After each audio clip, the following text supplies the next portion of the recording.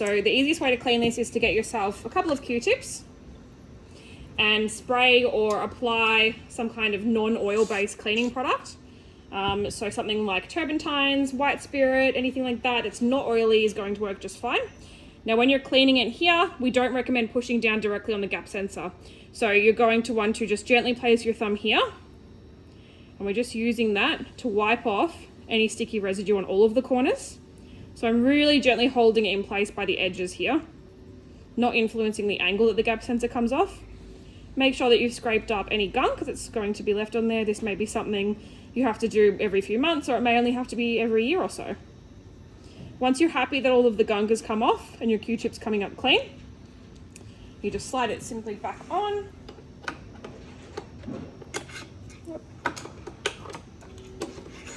And tighten up your clip knob. And check that you're clicking, and you're good to go.